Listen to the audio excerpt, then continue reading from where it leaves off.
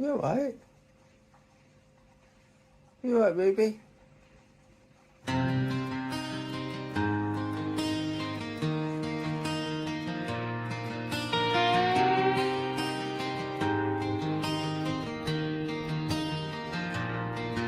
Phil walks the tree line when the sun goes down. Boots in the gravel on the edge of town.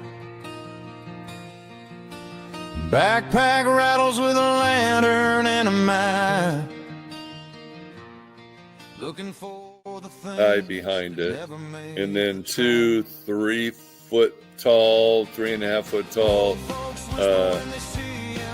guardians with glowing red eyes were there. Boys been chasing shadows in the midnight grass. But Phil just smiles at the cold night air. 'Cause something out there knows he's there.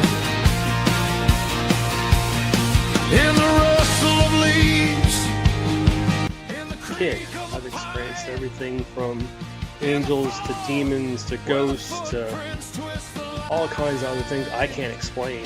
I had my first Bigfoot encounter back around 2012 or something like that. chasing ghostly echoes in the pale moonlight. From forgotten forests to the deserts deep, where the old bones hide and the spirits creep. With a camera and courage and a trail to see, he'll follow any legend through eternity. Yeah, the world's full of whispers most folks never see, but they all know. I think disclosure is inevitable for one simple fact. This is true. UFOs are real. You can ignore the truth, you can distort it, you can hide it, you can lie about it, but you will never destroy it. Lights dancing in a cold black sky. Track band branches where the tall grass sways. Heard something breathing in the forest. A guy standing next to my bedroom door, only at night, and he stood there, and I was 3-4 years old, and my mom thought I was crazy. That's And when the fire burns low and the coyotes sing, you can bet he's hunting something strange again. Through the static and dark, through the myth and the lore. Obviously, I believe that these things exist after the stuff I've seen. So you can't say to someone who's seen stuff, these things aren't real. Obviously, 'cause, But yeah, people keep telling me they're not real, but I know they are.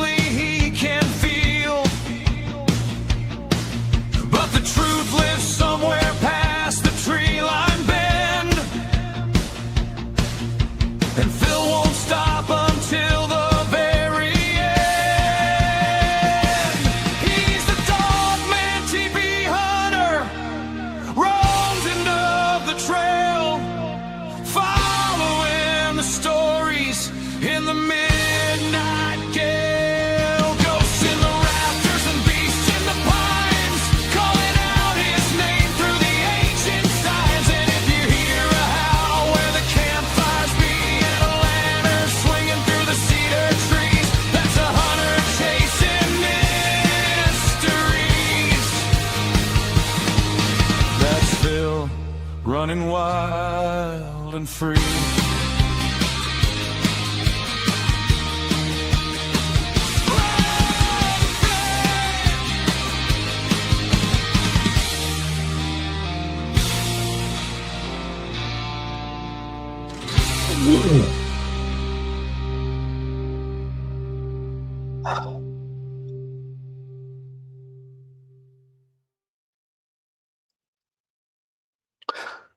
Hello, everybody. Welcome. This is the Friday night. Well, it's actually on the Saturday, but it would have been the Friday night files, but it's now been pushed back a little way. But that's fine. That's good. Hope you're having a good weekend so far, and I hope your Saturday's brilliant. Slightly cooler over here now. Not as blistering hot as it has been. Let's face it, which is one great thing. Why I'm down here, well, I'm not in the padded room, my normal place, is because it's upstairs in the bedroom, and if I went up there, Basil would follow. He's like a shadow. So I didn't really want him up there in the heat. You know, I've got a fan on, but there's a limit how many fans you can have on, you know, so without being blown out the window yourself. So yeah, come down in the cool, and it's a bit of a a bit of a one-off show, being a Saturday. It'll be back on track on Friday as normal next week. It's it's one of those shows where if something can go wrong, believe me, it will go wrong on this show. This week I was sort of like setting up a lot of stuff, and kind of trying to get photos done and pictures done, and and it was just wouldn't work for some reason. I think it's probably just a glitch in the solar coronal ejection must have hit specifically where I live, and it just took everything out basically. But anyway, here, that's good. I hope you like the shirt. It's quite loud. If it is, just tone it down on your TV. I'm not about to take it off, because otherwise I'll get my guns out, and that wouldn't be good. Anyway, I've got a fantastic guest. I wanted to have him on for quite some time. He kept dodging me, I think, but I wanted to have him on for quite some time. I chased him down though, and I kind of like put the thumb screws on him, and eventually he went, "Oh, for goodness sake, just leave me alone, Phil. I'll come on your show, whatever it takes." And yeah, so luckily, a willing participant as normal. Very happy about that. We have Charles Ross. He is, if anyone's seen my shorts, I do, because I do a lot of promoting before a show. He lives in Taiwan, so he's like quite a few hours ahead, 7 hours ahead, I believe. And so there, he's a really nice guy, because there at the moment it's pretty flipping late at night. But I'm going to bring him on without further ado, just before he falls asleep. So if I go rattling on anymore, he will fall asleep, as most people do. Right, let's get him on. Hello, how are you?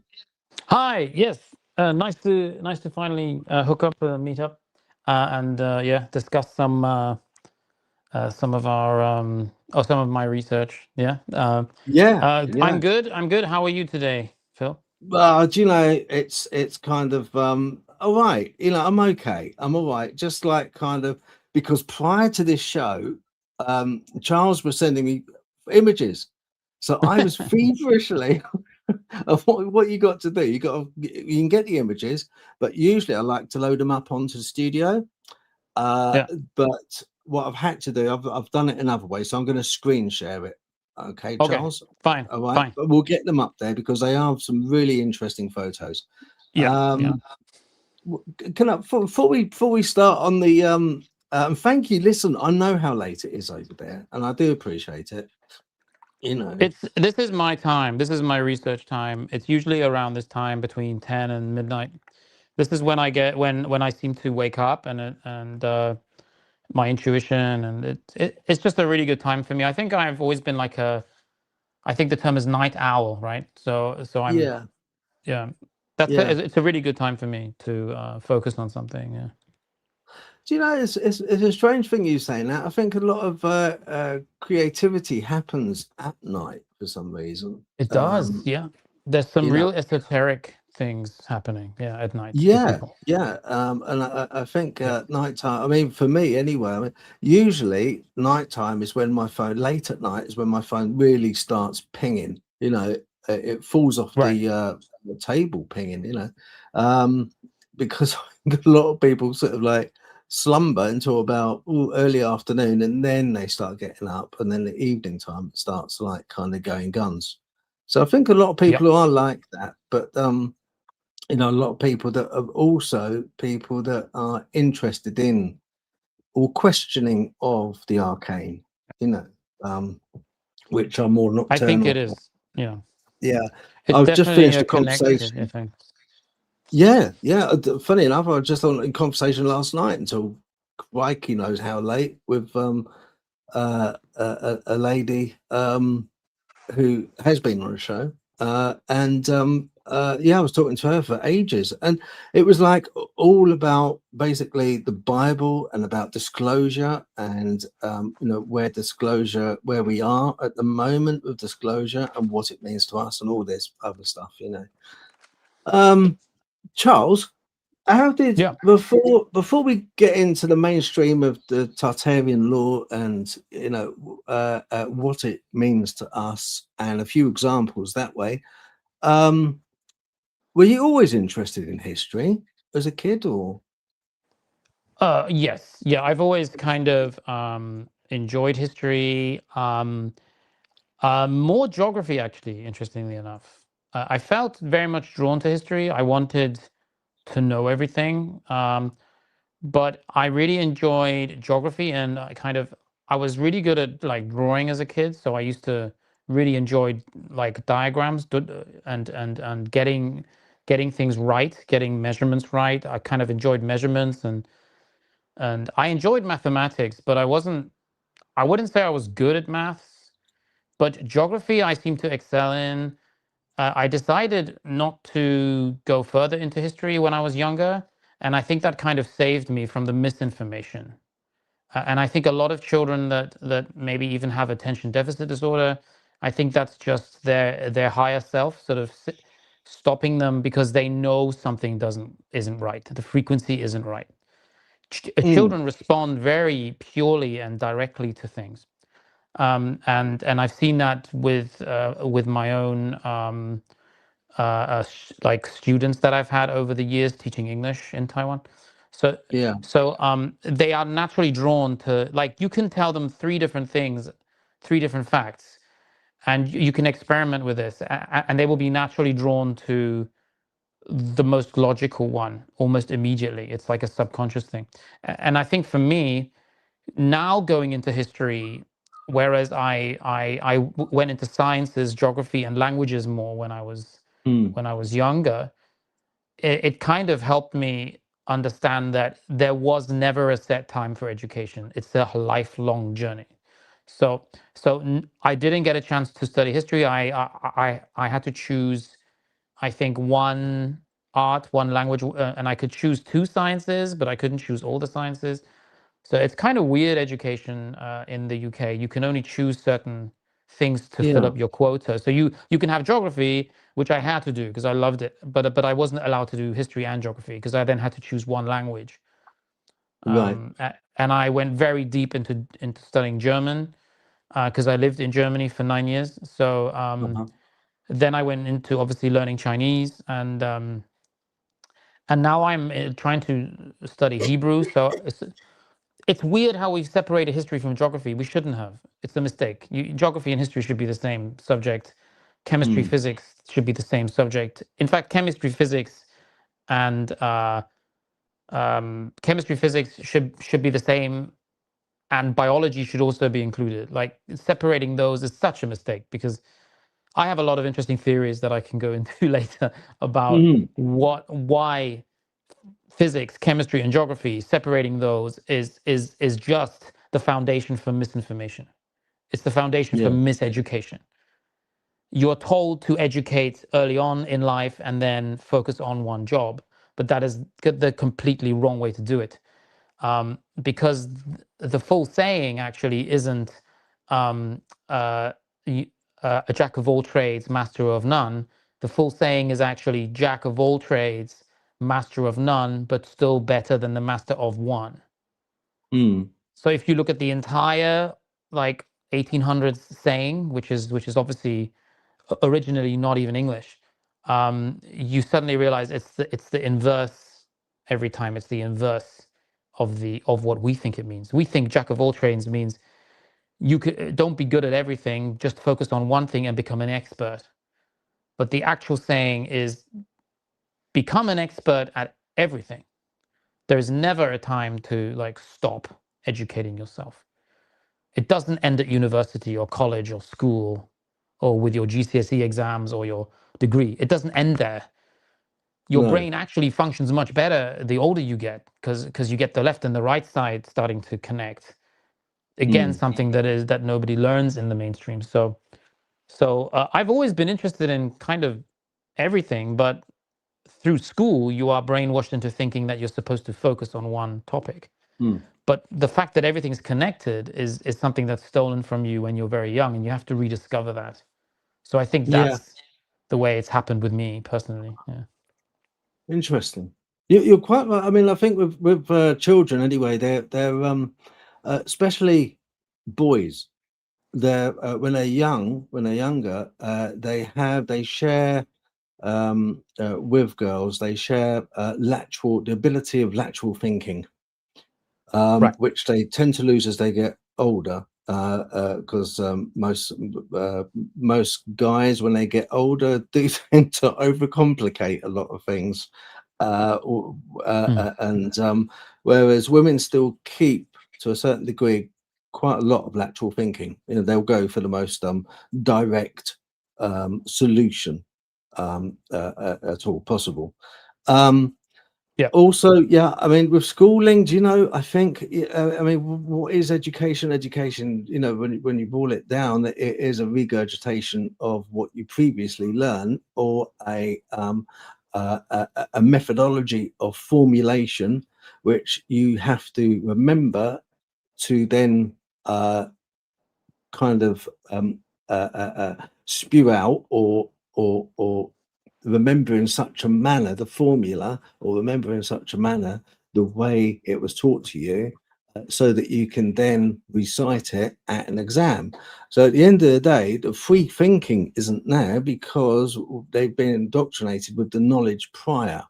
It's just a case of the retention of memory and the application of that memory when the time comes for the examination.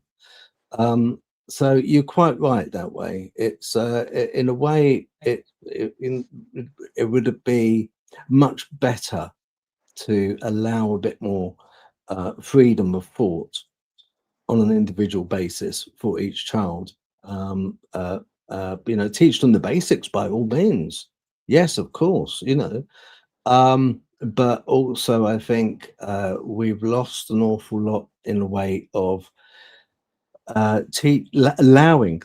allowing them to have free thought and formulate their own thesis and hypothesis on certain subjects themselves. Because schools nowadays, they're awarded more grant funding if they get more passes through. So in my opinion, the way teaching's done is basically like a conveyor belt. Teach them. Are they learning? Are they going to pass the exams? Great. Another lot comes. Are they learning? Yes, they are. Did they retain it? Are they going to pass the exams? Great. Another year. I know a little bit about it because my sister was a teacher. You see, she was head of English in a school in London for a long time. She's retired now. I kind of like know a little bit how the system works, and I like you. I don't fully agree with it, the way it is, because it's too indoctrinating, as a system of education, and too conveyor belt, as it were, for want of a better term. Interesting though, geography. I was never that good at geography. Still not really. I rely very heavily on Google Maps. It's so you're interested in geography. What was the catalyst moment when you decided, do you know, history is just not fitting in right? What was the moment that you decided, I'm going to dive a bit deeper into this? Right. So, I mean, most of my life has been spent just accepting that there were historians who wrote history books and who created a narrative for us, a timeline, who described various figures that were intrinsic to pivotal changes in the narrative, and I wouldn't have thought ever that I would be of the sufficient intellect to challenge these people until 2020, when I started to research um, some missing history, or what people were saying was missing history. And I think I ended up online because I had to teach online every day. I couldn't go out to the private schools anymore. I couldn't visit my students at home. So I had to everything had to be online. So I became very good at online. I created my own online interactive games.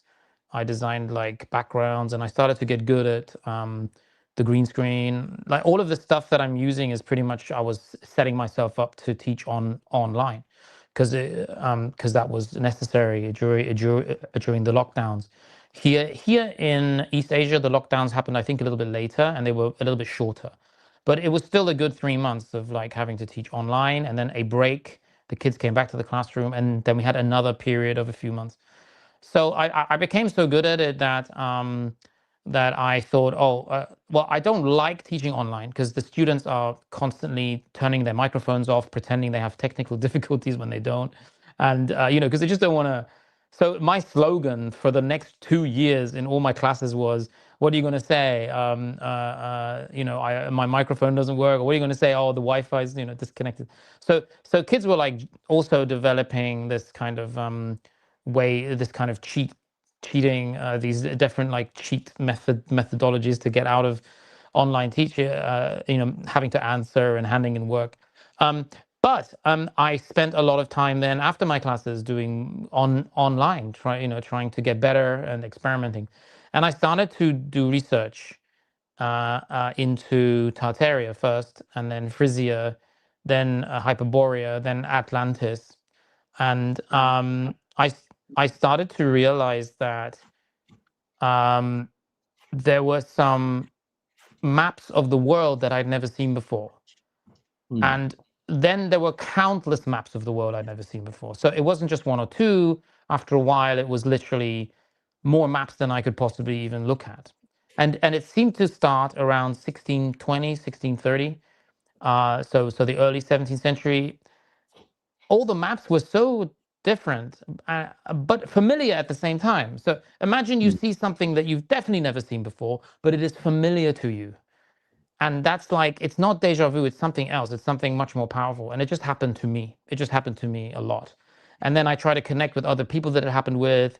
And I just studied. I just kept studying. Whenever I had free time, I was doing more research. And I didn't create any content until maybe 2023. So that's a good 3 years of just watching videos and just soaking in this endless information, so that so that when people comment, or because I was ready for the attack, which was inevitable that people would attack you, I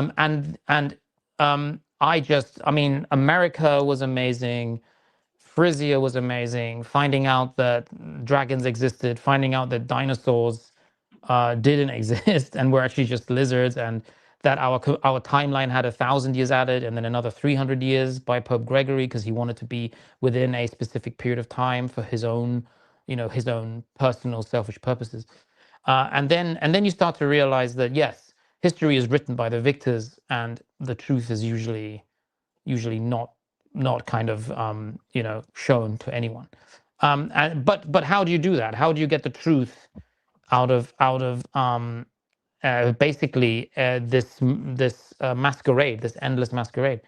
And I think the way you do it is you connect with other people who have spent time on certain pieces of research, and after a while you realize that actually the information is easy to find. There are many groups, there are many social media apps, there are many kind of archives that you can visit. everything is being put on online as we speak. There's more information online now than there was 6 months ago and 3 years ago. And now suddenly all those years I spent studying the Bible as a Jehovah's Witness, these connections start happening. So you already realize that you have some reference, because reading the Bible and knowing the Bible is very important to any Jehovah's Witness. Even though there were a lot of like family issues that made me realize that maybe that particular faith doesn't really have it right. I mean, there's a lot of problems there. There's a lot of potential issues with creating a hierarchy within any faith or any religion. But the academic knowledge that I got of the Bible, being a Jehovah's Witness for many years, gave me this expertise that I think is superior to almost everyone I've spoken to. I think I know more about scriptures and biblical texts, and it's a real awakening when you realize that the things you know about Nebuchadnezzar, the things you know about Nephilim, the information that I read for years. I was reading scriptures in front of hundreds of people in congregations regularly about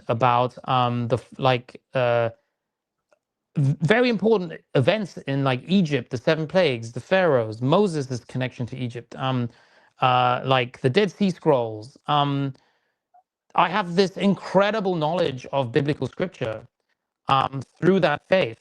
That I think I almost viewed it as academic when I was studying the Bible. And now to have this connect constantly to realizing, to being one of the first people, I think, to spearhead this movement into a connection with Jesus Christ, with Mary Magdalene, with how important women actually were at the time, and how Christendom, modern day Christendom, has removed women. Like there's a fear of the woman almost, but realizing that there's almost like this powerful connection between the Bible and modern day presidents, modern day governments, the symbolism of the architecture when you walk around these ancient buildings, understanding that they weren't built by humans, understanding the processes were not mortar and pest and horses and carts weren't carrying these megaliths around. It is quite fascinating, because suddenly everything that you've taken for granted becomes a lesson, and a very powerful lesson. Like it's been designed to be placed in those positions for you. And then I had these deja vus. The deja vus happened about 2 years ago. Going to certain places, seeing Germanic, European Baroque architecture in East Asia. And then after that, I knew that this is all I wanted to do. I just wanted to focus on this every day, and I wanted to try to become an expert at these alternative history theories. And it's just never ending, because there's always something new. There's something new almost every day, and it's surprising also about like what you can remember when it is like ancestral memory. I do believe in ancestral memory. Many people don't, but I believe that it's already there. Most of what you learn in your life is actually just memory, because your soul is moving into a new, biological kind of electric, body, and then you understand that, I am quite limited, but I do have enough senses to learn everything that I need to learn here. And it just resonates with people. Do you know what I mean? It just resonates. If you say something that is right, and everyone else, every Hollywood movie is scared to say anything that is right, and it's happening right now. The first movie that is decided, Christopher Nolan is creating the Odyssey, right?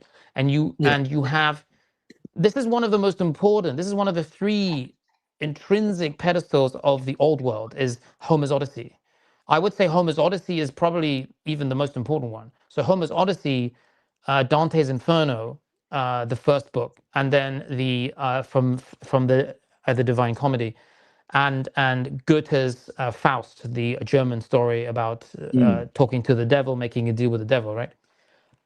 So I mean, to now have that movie being made, and have Helena of Troy, who wasn't Trojan, she was a Spartan, and she was taken by Paris to Troy, and she's being played by a black swarthy woman, because she actually was black. and people can argue about this, but there are sculptures of her, this mythological queen, this black queen coming out of an egg, being born out of an egg. This is a very ancient, Spartan myth, and she has cornrows. She has cornrows. She has a big nose. She's obviously a black woman. And Christopher Nolan obviously found this out, copied or worked with an author that also knew this theory. Obviously, we don't really know what she looked like, right? But we do have reasons to believe she might have been black, and that is this is something that's happening. This is going to change the world. Like, slowly, we're going to realize that a lot of these people from history were not white. Many were white, but they were not all white. And the ones that weren't white may absolutely blow your mind. And this is connected to Tartaria, because Tartar in area is the connection between the Aryan and the Tartar. So Tartan comes from the Hebrews. This is the Hebrew 12 tribes we're talking about. So it's the Tartar-Aryan connection, the two deities connection. This is like a one world empire that ruled the world, essentially. Russia, China, even Eastern Europe. Yeah. And why have they been hidden? This is the question. Why have the Eurasian empires been hidden from our history? Why? That's the biggest question there is. Yeah. I saw a video, you pinned it to your TikTok, I believe, on King Solomon. I found that quite interesting, because he had an incredible life, incredible wisdom, great assets and treasures and land masses. He was, if not the most powerful ruler at that time. But as he got older, things started to go wrong for him, though, didn't they? Yes. I mean, are you taking this from biblical as well? Are you taking this from like biblical? Yeah, I'm sort of taking it for a biblical type thing as well. I mean, I understand that he amassed the treasures and that he amassed, but also he advocated the intermarriage of foreign nationals in those days, which was frowned upon, because they wanted more of a pure bloodline, if you like, at that time. The Israelites weren't really Israelites were not meant to intermarry, and especially with like pagan nations, as I understand, like the Moabites, Anamites, Edomites, Hittites, warning that these lands would turn their hearts away from God, from Him. I think the Jebusites today, didn't he? Yeah. It's interesting to find out who the Jebusites are today. I think they're the Khazars, and I think they are the modern day Zionists. Yeah, possibly. Yeah.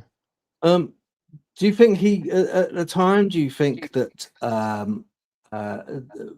the land that he had, that was part of Tartaria, and he knew that? Yes. What we're going to find out in the end is that there was a line of Jesus that may have gone through Solomon, and one of the 12 tribes, which many people say 13 tribes because they want to add on this 13th tribe, which goes through Esau, who sold his birthright for a bowl of red stew. So this is Isaac, Esau, that story. So when you look at the Rothschilds, that is the Edom, the shield of Edom, the little red bear, the Ursa ring. So the Rothschilds are trying to repurchase their birthright because they have linked their own line through the Edomites, Esau. So Solomon most famously was the king of Israel. So Tartaria is essentially the true Israel. Can you see why it's been hidden? Yeah. That's absolutely mind-blowing. I mean, but you have to prove that to yourself. Don't just let me tell you what I think. I mean, listen to me, obviously. Please listen. But people need to be autodidactic, and they have to obviously look into this themselves. But if you hide Tartaria, then you're hiding the true Israel, essentially, because this is the construction of the first temple, which Solomon was able to construct not with human hands, but by the hands of demonic entities that he was able to capture through the lesser keys of Solomon, which is a wonderful piece of a wonderful piece of the puzzle. We are mere mortal humans, so for us to have this information means we cannot be ruled any longer by the elites, because we have the truth. We have Tartaria that was given to us to reacquire this balance, the freedom, the argument between God and the devil, that if you give humans freedom, they will turn away from God. That's the argument. If we don't do that, we then become ungovernable, which is obviously considered to be a rebellious thing, but it's actually the whole purpose of why we're here. We're supposed to prove that we won't all turn against God. So if you take away people's freedom and they can't go outside anymore, then you have nullified that argument. So that's why we are now ascending. That's why we found all of these great esoteric truths. I don't think this level of this high frequency that we're on, where we are working these things out, and it seems to be easy for us to find this information, and even the dawning of AI, I think it's all connected to this. AI, these are ancient frequencies that have always been here. Obviously, the devil and his minions are going to want to curtail and control it, but to some extent you can't. To some extent, you can't really stop me and you talking to each other, for example. Yeah. I mean, if you lock people in their homes, you are basically threatening the whole construct. The whole matrix is being threatened, and then we have to ascend. So we get these great gifts of divine knowledge. But many people don't know, I actually had a severe stammer up until my kind of late teens, and then I started to have to like relearn language, and this has always been an issue for me. So when I found out then that, there are very important people like Saul, who became Paul, also had a stammer. There were very important people who had these stammers, like they weren't ready to talk. They were supposed to listen.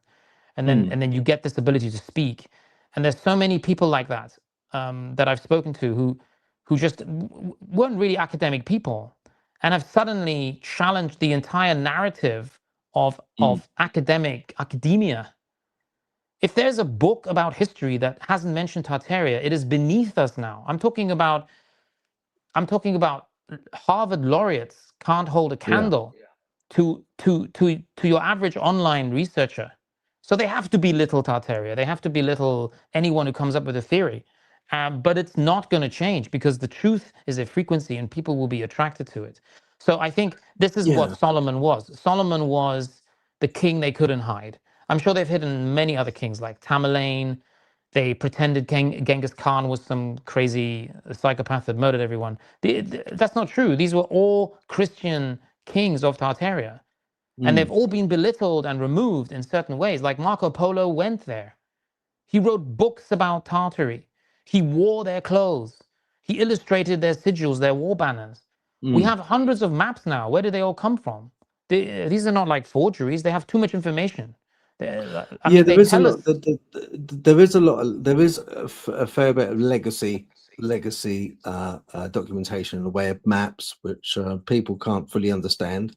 My only thing with King Solomon, is he later on in years he decided to, through they say a lot of times it's his wives which persuaded him, but or influenced him to abandon the worship of God and worship altars for pagan deities, including Ashtaroth, Milcom or Molech, Chemosh, and that is quite well documented that he decided to, and we all know what Molech anyway. That he's not a particularly nice pagan deity at the best of times. He's the one that requires sacrifice, usually of younger people. So that's the only thing that worries me. It seems to be kind of it's never really a happy ending when they turn away from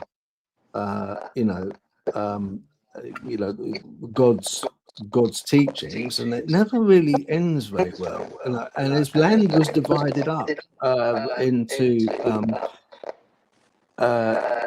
Israel, and I think in the south, Judea. Or north is Judea, and Israel was the south, wasn't it? So it was sort of like divided up. But yeah, it just worried me a little bit with King Solomon, for all his, how splendid his life was, and well, he was a great king, but it just like sort of ended pretty badly, really, for that. As for the maps, yeah, the Piri map, that's a very quite a special map that hasn't fully been explained. Your sound, I think what it is, I think your sound's coming through and giving feedback, Charles. Okay, let me try to. Yeah, this can happen because I'm on a wireless mic, and yeah, that's fine. That's that seems a bit better now. That seems a bit better. But yeah, I mean, we're here really to understand, about your referencing your work. I'm very interested in history, extremely interested. And one of the things I wanted to ask, you stated that America is the true Africa and the location of the biblical Garden of Eden, pointing specifically to Florida's four-headed river system. Charles, how do you reconcile this with the overwhelming archaeological and genetic consensus that points to the Middle East and modern-day Africa as the cradle of civilization? Oh yes, no, I think that there are valid arguments to support both theories. Like, is America Africa, or is it actually is everything fine, and is there any reason to kind of go into it? Now, for me, as I have continued my research, I have found more proof of this. I found carved marble eggs that were discovered in the Grand Canyon. I found the 7 cities that I've been looking for a long time. One of the first people to discover those, the 7 cities, and the locations in the Grand Canyon. The 7 cities of gold. These are mythological cities that are also biblical cities. They're also connected to Solomon. The Grand Canyon is a giant mine, a giant excavation project that happened long before recorded history of the United States and the columns, or Columbus finding the United States. My description of history is very hard to cover within a short period of time, because there are so many connected parts to it. But it is becoming stronger, almost to the point where I know somebody knows the truth, and they're kind of just waiting for us to work it out, and then they'll pretend that everyone already knew about it. So it's nice to have these podcasts where it's recorded, because it's a gradual. I'm finding the proof gradually. I found the Minoan bulls. I found the temples. I found shrines within old movies that they decided to film to save money within the Grand Canyon. There are many old movies that they will never be able to remove them all. There are very prominent movies too, where suddenly the British government comes in and pays the whole production crew to move to Pinewood to refilm everything. One of the only reasons why Elizabeth Taylor, for example, was paid such an astronomical amount of money to be Cleopatra is not because that was the deal at the start. That wasn't her first contract.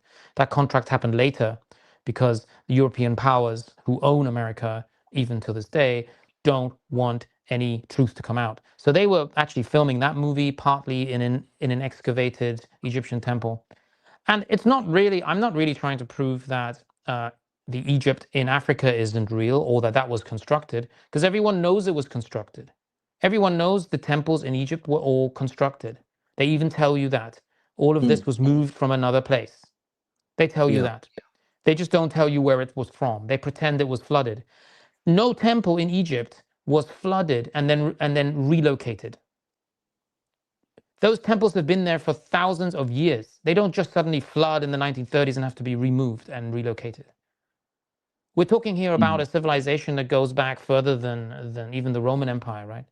I mean, this is going back to Hindustan. Hindustan is the only, maybe Babylon. These are the only two empires, and Assyria, that we can really say that we have proof of. You know, there are many theories on Atlantis, but there's only like a handful of actual physical, concrete proofs that there was an Atlantis. Whereas I have over 130, 140 different pieces of evidence that prove, obviously this is not all my work. There are many books that have been written on the topic that the true Egypt, the true Kemet was in America. But it goes much further than that, because you have the hieroglyphs, you have the people who are posting information all the time in the Grand Canyon that are still able to explore because they have a pilot's license or whatever. There are all kinds of caves. There are documented Smithsonian exhibitions that prove my theory. It's not just my theory, obviously, many people have this theory, that they found many sarcophagi, many staffs, many golden staffs, many like subterranean tunnels that have hieroglyphs. And I have a lot of examples of those. And I also have that the bull. The bull has actually been covered in a TV show. That there was a large sculpture of an Egyptian bull found in the United States. It's ancient. It's authentic. It's been very well documented. And then obviously we have other connections, not just the four-headed river system, but we also have the history of the Nile, the different plagues and how those happened, how those can be scientifically explained using the Mississippi as a model as opposed to Egypt. And then I mean there are so many other connections with cities, just large ancient Moorish cities that help you understand that even the Moorish Empire was relocated to North America about 230 years ago. But we need to understand the history of the United States. This is very important because our current history is pretty much falsified. Yeah. That's one thing I was going to bring up. You bringing up the Moors. I understand the Moors. This is all like I understand about them. They're a medieval Muslim population, primarily based in North Africa and the Iberian Peninsula, modern day Spain or Portugal, I think nowadays. Rather, they were an influential multi-ethnic civilization. They were quite diverse, African, Arab roots. Their empire extended, never really went as far as Russia, as far as I understand. Their rule in Europe lasted between 711 AD and 1492 AD. They left a lot of architecture, science, and culture behind, but that's the only Moors I knew of. What Moors were you thinking of? Yes. So the Moors went far outside of that written history. The reason why we have the Moors down from 711 to 1492 or 1493 is partly because that is the piece of history where we have these universities opening up, water irrigation being introduced to European cities, and the first orangeries or fruit gardens. Now, you have to include Spain because Spain was essentially part of Africa, but there wasn't a modern day Spain. There were smaller principalities like Al-Andalus and Cordoba, and the Umayyad built this Iberian Peninsula, which, as far as they're concerned, is part of Africa. They don't think of Spain as even a country back then. So they defeat the Visigoth army, then they keep moving north. But Portugal, if we go to Portugal today, there are so many Moorish palaces and high arches and domes, and even inside the architecture you see the Arabic script. So you can't place those within any other history bracket. Then you have these conquests that were based in the first colony of the Moors, and then they were pushing up north into Poitiers and Toulouse around 718. Now then we have this narrative that they didn't go any further, and I think that's when you get that's when the lies start. That's when you start getting this fake history where they were pushed back down. They weren't really a proper empire. But even to have someone to have a historian admit that they conquered Europe, conquered Spain, conquered Portugal, conquered parts of France, is a big step forward, because that's not something that we were taught at school. Yeah, so that's always been kept away from us. So you have to link the Moors to the Normans to kind of get the next step of actual factual history that has been hidden from us. So I don't know if you have that image. There's an image of the Normans. I'm gonna start bringing up some, because I've got a lot of images. I've got a lot of, thank you very much, a lot of images. Yes. I just want to say, you're quite right. I like these podcasts. Do you know why I like these podcasts? Because it's kind of like one of the last vestiges of relatively free speech. Right. You won't get a conversation like this on TV. It just won't. No. It's not going to happen, is it? Because it's people's choice whether they want to watch, whether they don't want to watch. That's totally up to them. But with TV, it's kind of curated for a mass. So it's like kind of toned down. It's made more palatable. And so it waters out everything. It waters down everything, I should say, And also, do you know what? I like this podcast because of the production value I see. And I see a lot of production value in a lot of guests, including myself. As you can see, no expense spared, Charles. And I did notice when you first came on, your screen went down. It did. The screen is not. Yeah. It doesn't always behave. Make me chuckle. It did make me chuckle. I thought at least it's not just me having a bad day. That's good. Right, I'm going to bring up first and foremost, you've got a very interesting Facebook. I'm going to bring up your Facebook so people know where they can go to get you. Okay. This is your Facebook. So people go along and follow, please, because he's got a lot of. It's a lovely flower. He's got an awful lot of material. Got to stop that, otherwise I'll get the music. I'll get.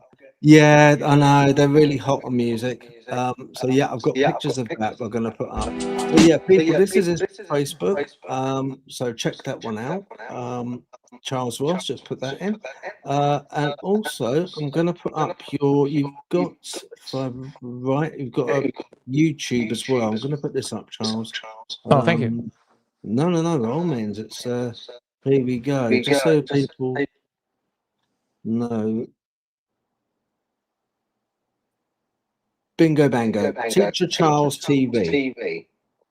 So, yes, awesome. Thank you. People, honestly, go up, show some love. Subscribe. I have. Just if you don't believe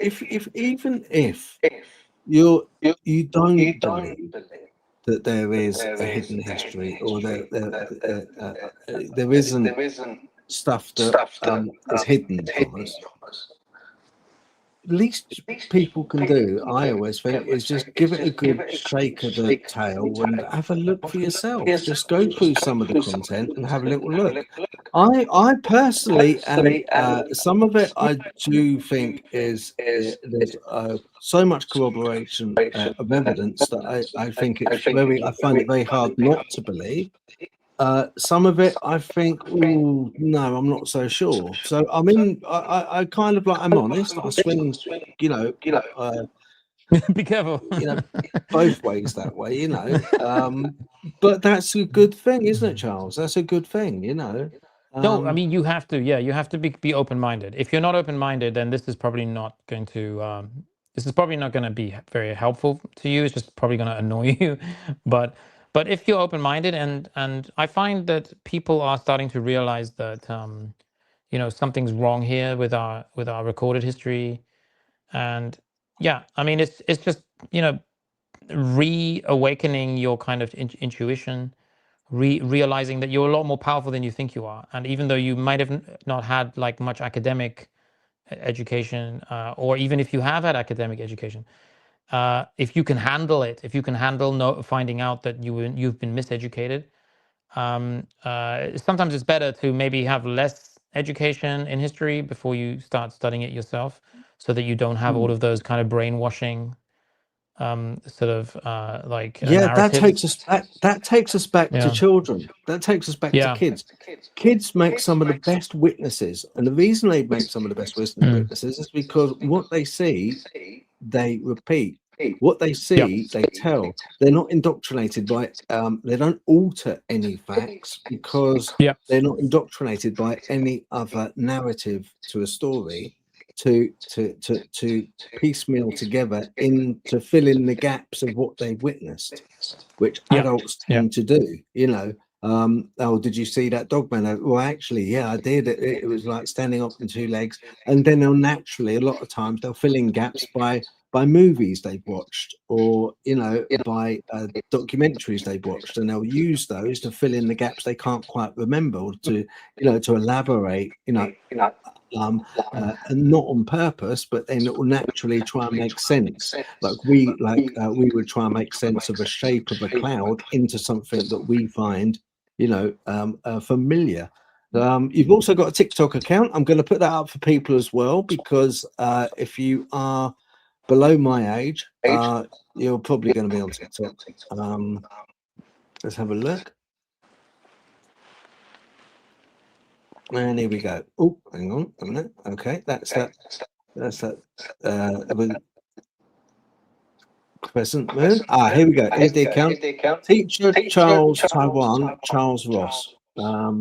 So check him out on TikTok. And have a little look, because it's well worth it. He's got a lot of material. My word, he's got a lot of material. So that's like fantastic. Yeah. So yeah, that's good. Have a little look at that.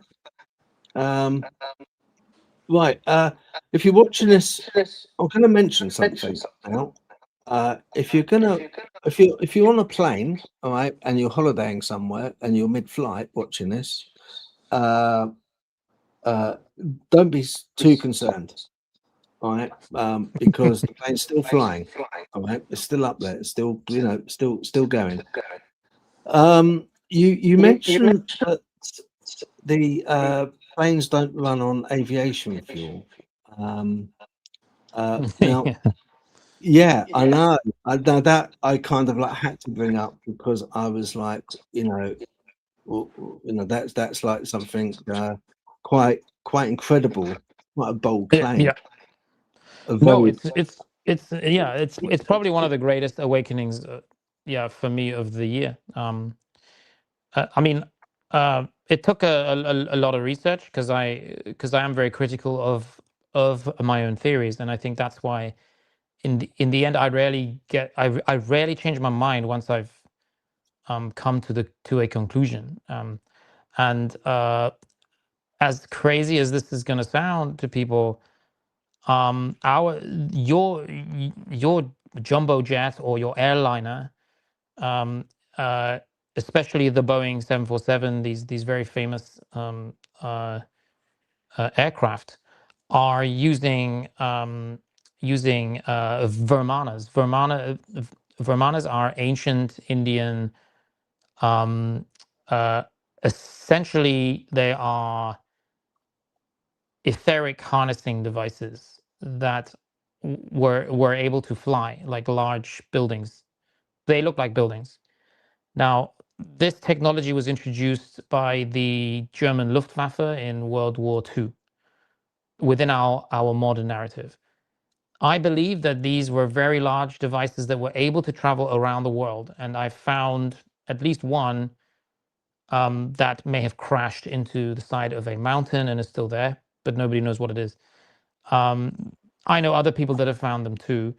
Now, how does an ancient Indian temple in India, in Pakistan, in Hindustan, how do these relate to our modern jet engine? Well, the modern jet engine is only really allowed to, or the blueprints for it, the specs for it are only allowed to be utilized and manufactured by 3 companies.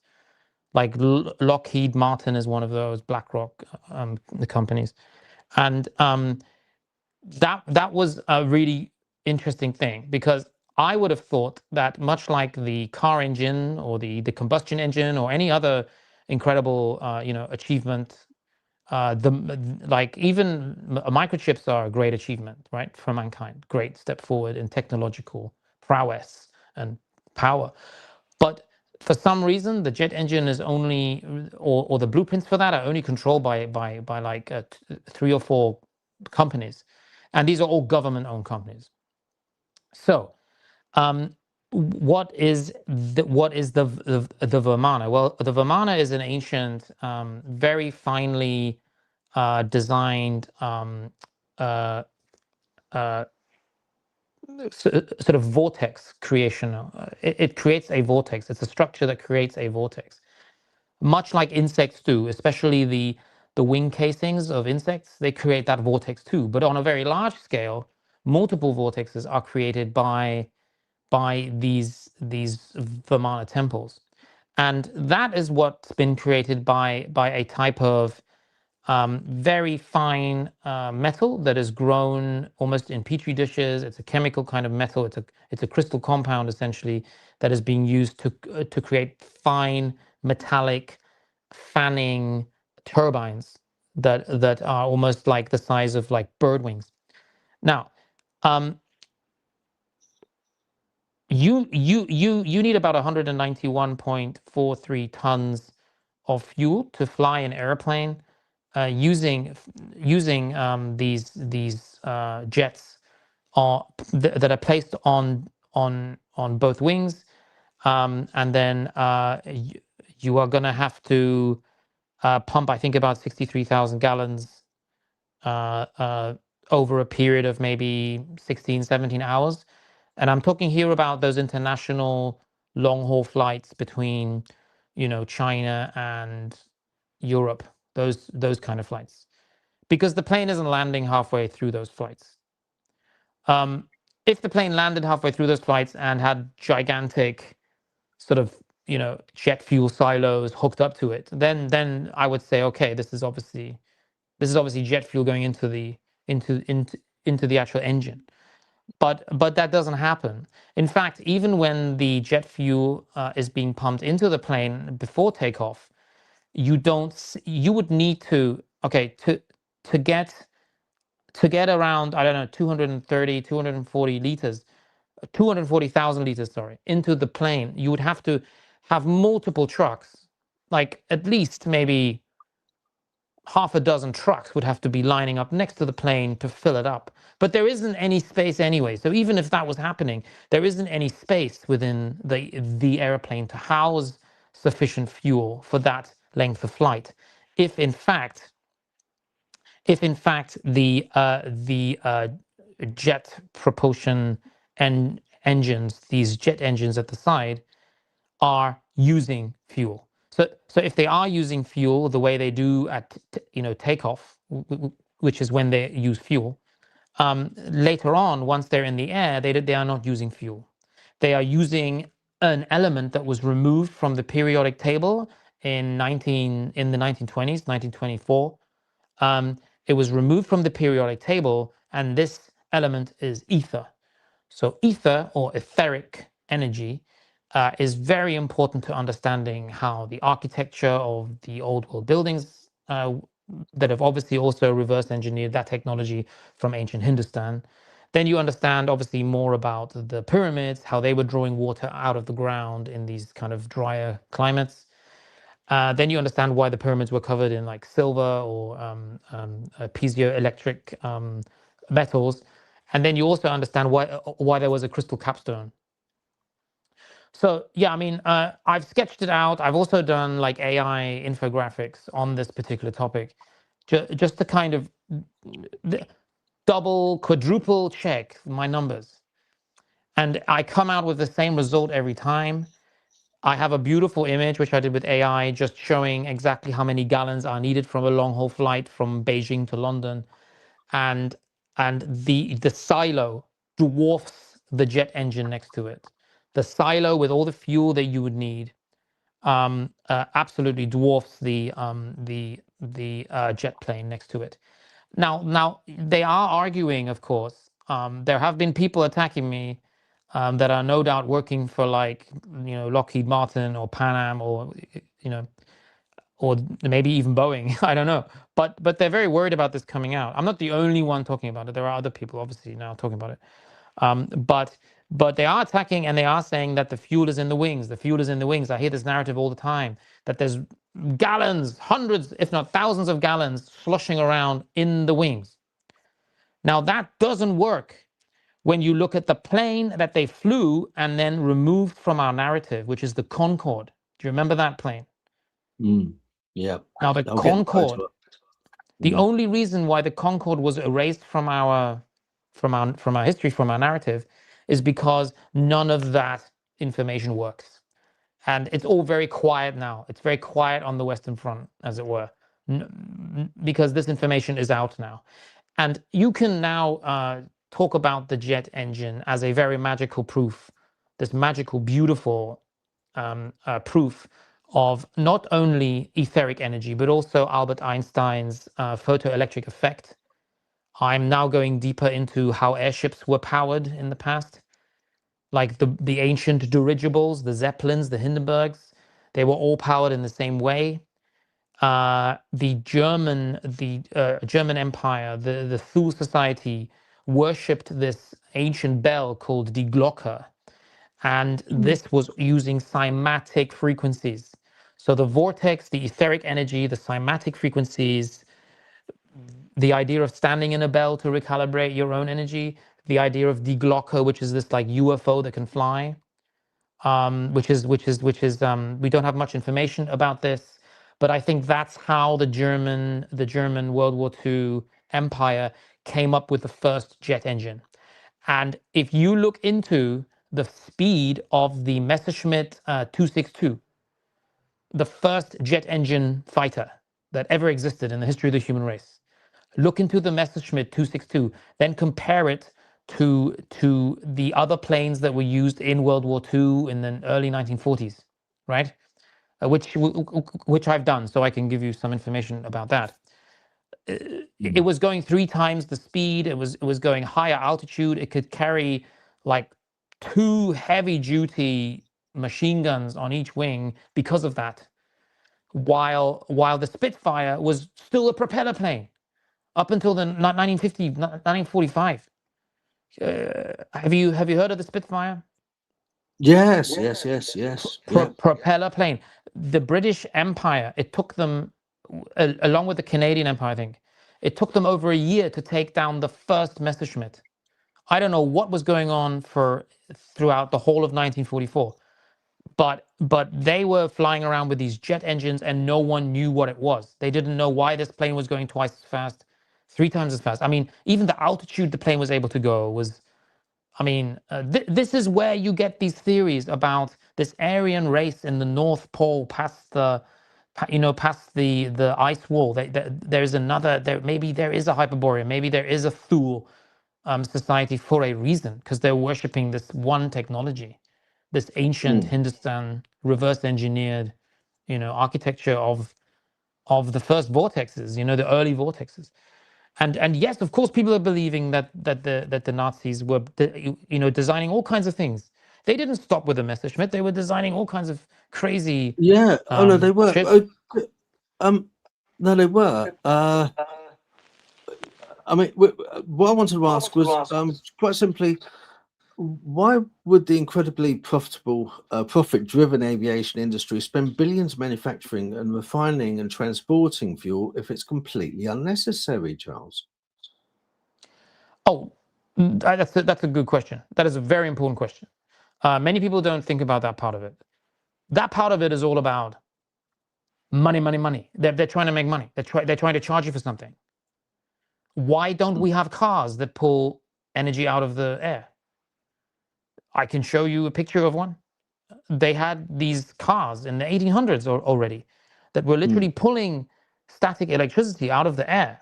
They had an anode and a cathode each side. It's mind-boggling that this already existed. It's like the future is the past. It's very strange. It's the whole idea of timelines doesn't make sense because it's all circular, you know. It's like we've been there. We had them. I went to a museum, and it's the motorcycle museum near where was it? Near Coventry. Great place. If you're a bit of a petrol head like me and you love motorbikes, then check it out, take a look. Anyway, when you go round, you see late 1800s, 1900s, sorry, scooters. We're talking scooters, not the electric scooters that kids are on now and people use. Electric scooters with the drive wheel at the front. You have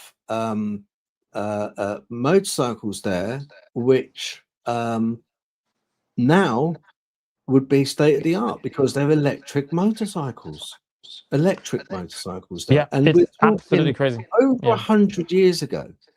100, I know, and you think, well, okay, that's the technology they had then was absolutely incredible. And then there's a small space of time, but a space of maybe about 50, 60 years where there was a lull.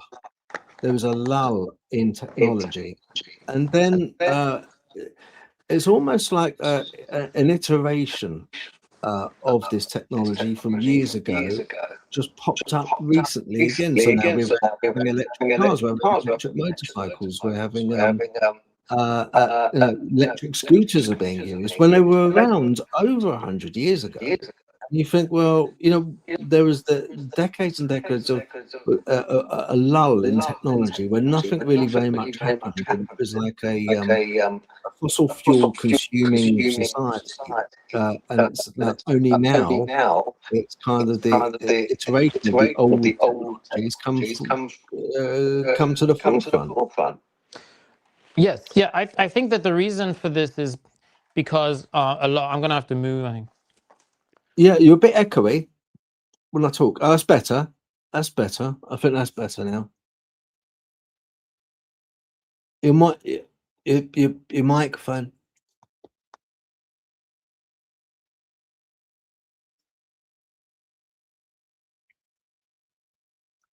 No, it's all right. No worries. No worries. It'll get there. It'll get there. These things happen. It's cock up factor. That's what people. That's no worries. All right, let's have a look. Oh, hang on. Well, your microphone is set to off. Let's see if I can turn it on again. All right, yeah. You've muted the microphone on there. Yeah, I think I'm gonna start getting a chalkboard for this show. I think a chalkboard might work. Yeah. So basically, I think you've muted on your laptop the microphone. Somewhere along the line, we've lost the microphone, and it looks on my end like it's been switched off.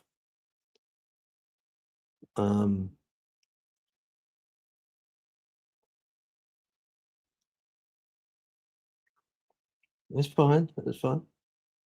Maybe what you got there? I could always hum. Could sing a song, maybe. But there again, you wouldn't want me singing. No. See, that's the great thing with these podcasts. Especially the oh, it's gone. It's disconnected. It's gone. Yeah, he'll be back on probably. He'll be back on. Yeah, that's the great thing with these podcasts is the cock up factor. I love it. I really do. It makes it far more entertaining. It'd be so bland and boring if there was no cock up happening. Let's have a look. Okay. Hello. Ah, Is it no, working? that's good. Yeah, I'll Okay. tell you what, it's working fabulous. We can't see you, but we can hear you. Can you hear me now? Can you see me? Yeah. So now we can see. Yeah. Okay. Right. So Sorry. let's check your microphone. Just say, Phil, your podcast is the best I've ever been on. Your podcast is incredible. There we I go. have That's fine. been on Yeah, I can many, hear but you this loud one and will clear. never be forgotten. Clip that. Want to clip that, StreamYard? Awesome. Yeah, sorry, that's a bit worrying. I didn't want to give you any stress. I do I apologize. know. I don't stress. I don't stress. I've had my CBD oil, so I'm all right. Oh, cool. Very nice. Yeah. Yeah. So right. Okay. Now. Right. So the aviation thing, that's really interesting. Loved it. Yeah. Loved it. Yeah, I love that one. Yeah, it's a very good one because I think I mean people will have their mind blown as I did when I first started looking into it. Yeah, it's one Yeah. of those things that's like always going to, I think, blow people's minds to some extent. I mean, the only thing I would say, I flew back from the States once. Okay, Charles, and for some reason, it kind of like the plane, and it always mystifies me. The plane left Atlanta Airport, and then it kind of goes round in a big arc over Alaska, if you like, or towards Alaska, and then went before going to UK, went to Germany, and then I had to change to get a smaller plane from Germany through to the UK. Anyway, when I got onto the German plane, it was ever so funny. Um, uh, couldn't understand the pilot because obviously he was speaking German, so I couldn't understand that. And halfway through the flight, when we're coming into the UK, into Heathrow, everyone started to get a bit fidgety. Everyone in the seat started to look a little bit worried. And there was on the tannoy the pilot, and he was kind of like quite excited. And I kind of like thought, oh, what's going on here then? Something's up. Everyone was kind of like taking a crash position, if you like. I was absolute ignorance is very much bliss. I had no clue what was going on. And then finally, when it landed, boy, it was really bumpy. But then you heard the engines reverse when it came in. You heard them kind of like, as they do, the fins on the engines are sort of like they stop and kind of like slow up, if you like, to create drag. And everyone, this is the most disconcerting part. As soon as it bumpy landing, as soon as it landed, everyone was like, hey, yes, yeah, And I was looking around thinking, oh, well, I probably could have died there. I would not have a clue. But if the plane wasn't using fuel, then how come I see as we're going along, I actually see the fuel entering, we're before flight, I see the fuel entering into the wings, into the tanks. And when it was landing, I could see out the window. Lucky the plane engine didn't fall off, but would have made a good video. But I could see the fuel kind of. There was a problem because I could see the vapors of the fuel coming out the back of the engine. There was obviously something wrong. Okay. So in that case, what is it actually using? What the fuel must be, because it's loaded, it's pumped on. It's actually pumped on to the plane. Right. You can see it being pumped on. My uncle, okay, he flew for the Royal Indian Air Force, and so it was the British Air Force, part of the British Air Force, but he flew for and he was a squadron leader. Then, because of later on, he left the Royal Indian Air Force and he started flying for the civil aviation. And he flew a lot of flights to the States and from the UK, because he lived in the UK back then, and then flew to the States and back. what would you say? Now he's gone now, he's passed on, bless his heart, rest in peace. But he never mentioned anything about I used to ask him as a kid quite a lot of questions, and some of the questions I used to ask him was, oh, did you see anything when you were in the sky? Did you see any UFOs and stuff like that? But he never mentioned once about either in his Royal Indian Air Force days or in the commercial flying about any other form of fuel other than aviation fuel. Do you think pilots are aware of this etheric energy that's used? Do you think they're aware of it or not? I don't think you need to tell the pilot what they're flying on. The pilots are concerned really only about three things. They're concerned about takeoff and landing. What happens in between is really just keeping the plane level and communicating with various control towers, right? You are not, like, this is the thing. It's like the train driver, for example, isn't really too concerned about whether the seats are tidy or whether even any of the staff on the train are dealing with difficult customers. So it's kind of like that. It's the pilot really is just in the cockpit dealing with what is mostly like an automated, pretty kind of difficult to control. I'm not trying to take anything away from the academic side of being a pilot, but a lot of this is automated and controlled, and there's a co-pilot who may know more than the actual pilot himself, is my theory. I think the co-pilot would be sworn into definitely some kind of really kind of esoteric network of people throughout the world, because I don't think the pilot knows as much as the co-pilot. I think the co-pilots see, this is the this presumption we have that the co-pilot is a pilot learning to be a pilot, but actually the co-pilot probably is going to know more than the pilot about how every plane works, and they're sworn into secrecy, much like an astronaut or an oil rig worker or a submarine commander. These people are sworn into. Even police officers are sworn into certain ilks and cults and societies.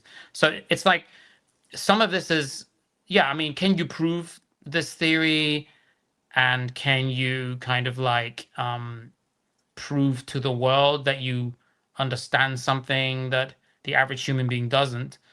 I suppose you could, but if you have a pilot job and you are almost like endangering your career, I don't think you're going to go into those directions, right? You're not going to say, oh, the amount of fuel that's pumped into the right wing and the left wing is not enough to fly from London to Paris, let alone London to Beijing. So I think a lot of this you aren't going to want to look at.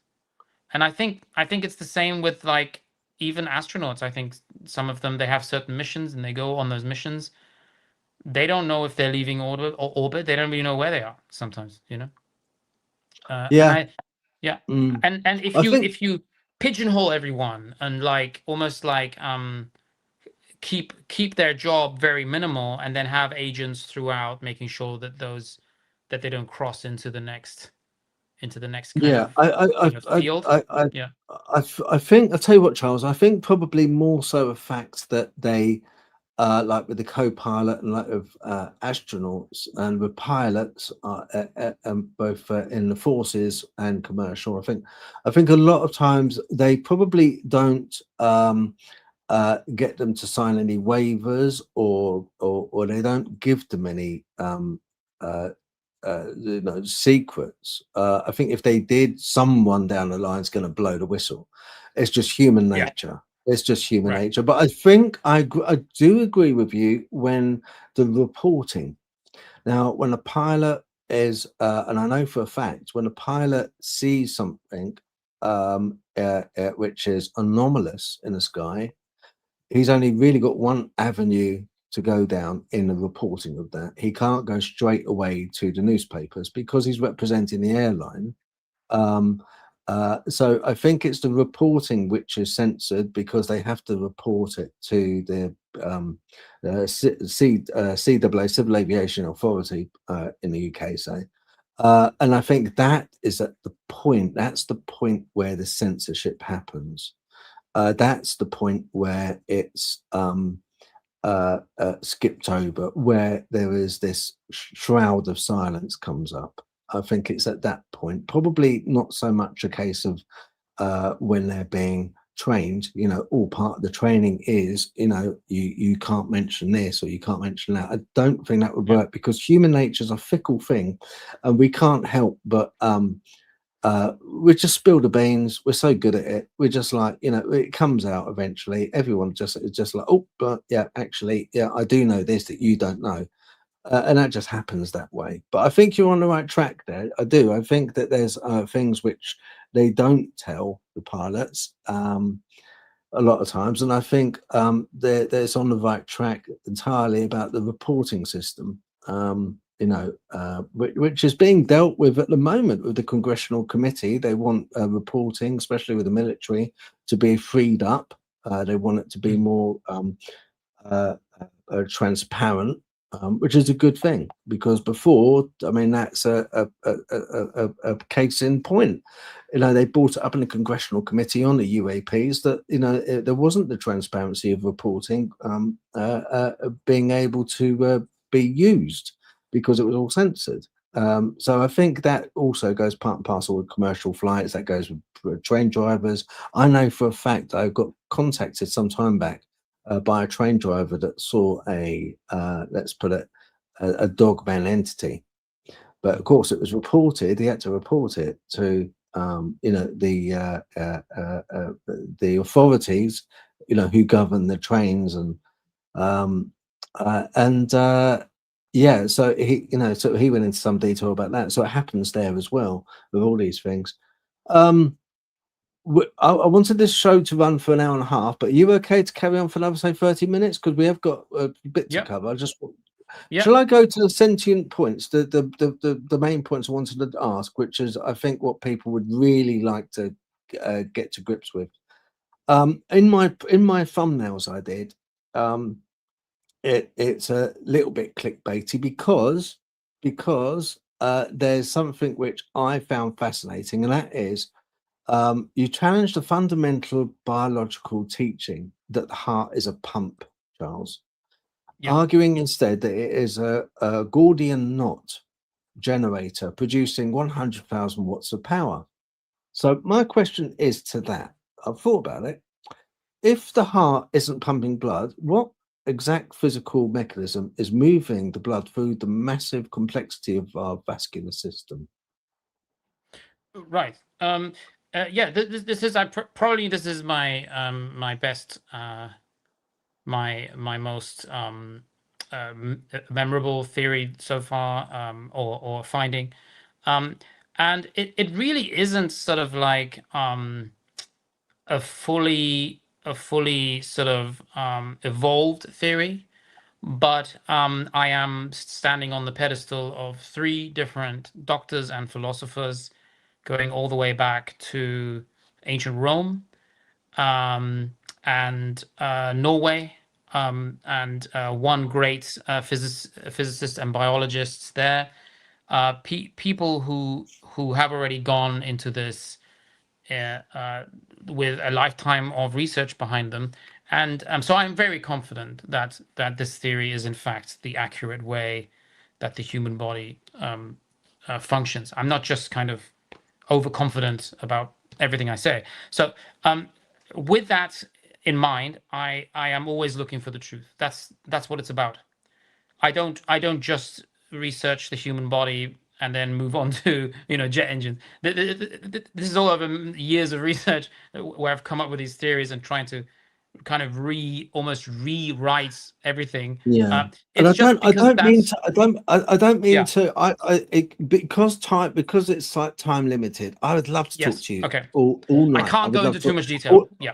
It's not that. No, I know, I understand that what I'm doing is jumping from one thing to another. I didn't usually like firing. I don't usually like bringing up questions, like this. But I know I wanted to get to grips first of all and spend a little bit of time talking to you initially on this podcast, just to find out who the man Charles Ross was, his background, and how he got interested. So that's what sort of that took up a little bit of time, which is fine. That's what we wanted, what I wanted, because I like to know the person, Yeah. Okay. Yeah. No, I understand that. Yeah. We'll have to come. We'll have to do it again. Definitely, we'll have to do it again. But yeah, so that's the only reason why. I don't mean to be rude. Like, not having you up. I'm not. All I'm doing is like just bringing up the quintessential pertinent questions, which, if you like, the most kind of open to debate questions. Do you see what I mean? The ones which are everything that you're with the introduction and everything you're doing is exactly what I would obviously want you ideally to do, which is create this I mean, give people a little bit of taste of like certain topics, and then as time goes on, revisit them in more detail. Which is crucial. A lot of people, though, I find online sometimes forget that we are trying to pack into like an hour or two, literally like months of research with so many different side quests that you can get distracted. It's very hard. Yeah. But it is fascinating and it's entertaining, and it's definitely more useful than watching, the Avengers or something, or some Hollywood trash movie, right? So so for me, there was a researcher in the 1950s who absolutely was fascinating, because he proved that the heart is actually a coil. It is not a pump that is pumping blood through your body, and he explained it very well in various papers he published. But it's the 1950s, so obviously the gentleman in question is not with us anymore.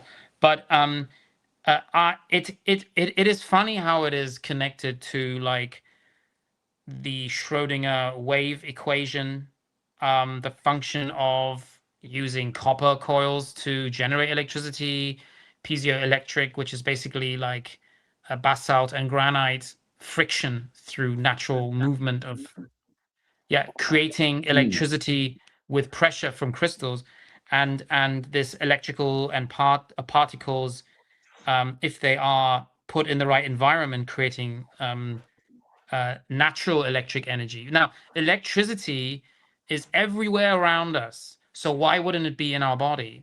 And when you think about the emergency services using defibrillators to bring someone back to life, when they have to do something that they cannot hide in any way, shape, or form, it does become electrical pads, adding gelatin to create that electrical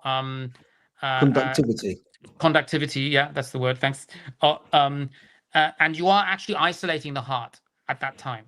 Now, then you also have pacemakers that are isolating electrical currents. So there is so much already there for us to look at to give us the starting point. But how do we get from the heart pushing blood through capillaries, like minute, almost like microscopic arteries and veins? Well, that doesn't make sense that it's pushing. How big would your heart have to be to push blood into your muscles so that your heart would then beat faster, essentially pushing more blood into your muscles? When you're scared, for example, or you have that like flight or fight reflex happening, it doesn't make sense, because by the time that the blood has been pumped into your muscles, it's too late. You haven't really achieved anything. So you need instantaneous power in your muscles in order for a woman, which has been documented, women pushing and getting incredible amounts of strength within milliseconds to save their children. So there was an example of a child falling into a zoo in China, and there was like a lion there. This woman pushes the lion away. This incredible strength, jumps back over the thing. There was a man in Worcestershire fell into some hot vat of I'm thinking Worcestershire sauce, but I'm not 100% sure what the company was. But he fell into this vat of some boiling kind of sauce that they were like this industrial vat, and he jumped out like 10 meters out of the, like if anyone could do that without that immediate sense of adrenaline going through your body because you're about to maybe die, where does that power come from? Because that's not is that always there?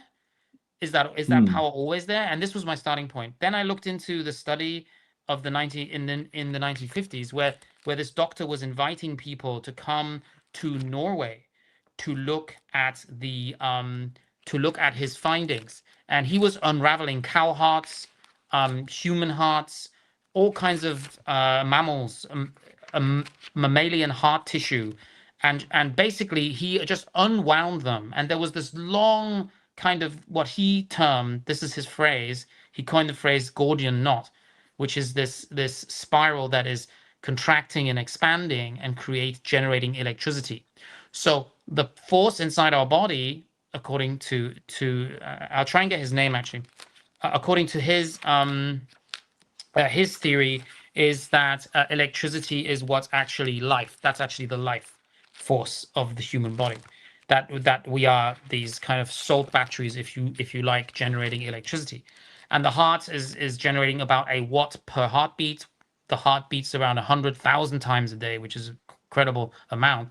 But that amount of electricity would then explain some of these internal combustion stories that you have in China when these monks were like channeling large amounts of energy. That is the only documented case where the monks are outside these temples during the communist revolution in China, and then they gave up after a while, taking these temples down. These monks were sent in to internally combust in front of the temples. They weren't setting themselves on fire. Because by the time they try to set themselves on fire, the communist guards are taking them away from the front of the Buddhist and Taoist temples, saying, "No, we're not going to let you put petrol on the floor." They never had time. They didn't need the time to put puddles of petrol on the floor, and I think it's called emulate themselves, right? Set themselves on fire. They were channeling this chi energy. This is very much hidden. This is not mainstream history. But there are so many videos, even horrific videos, of these monks just setting themselves on fire and outside temples. That's what we're told. But actually, it's combustion, it's chi energy, it's training something that we all have. That's what makes the human being so dangerous, that we kind of, because of that power, I think that's, if you understand that you have this invisible body part, this aura, some civilizations call it aura, the Chinese call it chi energy, I call it etheric energy. We have this within us. When you know someone's looking at you from behind, and what makes the hair kind of turn up, the hair is like going up on the back of my neck, that kind of thing. But when you look around and someone's staring at you, how do you know that person's staring at you? Well, they're manipulating that energy field, and you actually have a really powerful one. And animals do too. Cats and dogs are very powerful. It is. It's called scopocepia, when you believe someone's watching you. So much so, I cite the case of when you're in the forces and say you're going to ambush somebody, and people are walking by down the path, and they're just feet from you, and you're hidden. You're trained not to look at them. You're trained to look at the floor, because if you look at them walking past down the path, they will know you're there and look back. So scopocepia is a thing. Why? What's the physical? What's the scientific explanation for that? You see, and I think I have that explanation to some extent. To go back to my question, if the heart isn't pumping blood, what exact physical mechanism is moving the blood through the massive complexity of veins and vascular system? That is electricity. Electricity moves blood. Do you know that electricity was generated underneath some of the largest, like, ancient cities? These energy centers, like Peking, which used to be called Tartar City. This has water flowing, but it's unnecessarily elaborate. It's not like the Moors using springs to create fountains in every city and every train station, every temple, right? It's not that. It's much more sophisticated. There are two types of water on Earth. There is this magnetic water and there is the electric water. And if those two meet, you can call it black and white, yin and yang, right? Anode, cathode. If those types of water meet, they create electricity. That's how you get the Hanging Gardens of Babylon moving water up spirals. You can put a copper spiral into a waterfall or even pour water out of a tap, and it will move up instead of down. This is the geometry of our realm. This is electric coming from the sky, magnetic coming from the earth. This is why rainwater falls and water in the oceans is evaporating. It's the salt crystals within the seawater that causes it to then evaporate. So this is electric and magnetic. And you can explain everything on Earth with that one theory. Electric in the firmament, magnetic on the terraformer. So you have magnetic, electric, and in between you have these etheric sparks. This cloud, what we call cloud cover. This is the lightning moving back up to rebalance, recalibrate. This is why we have arches, because they're large magnets. If you look at an old world building, you have an arch every single building you go into. That is the magnet. That is the positive, negative. That is your body. You have one positive, one negative hand. That's why you shake with your right hand. So, Charles, before we hit the questions, okay, which people in the chat have got, understandably so, my question would be about the heart. When I was having my total hip operation, which I was, kind of done, and I'm pleased I had it done. Brilliant, really worked well. They took my blood pressure, obviously, daily.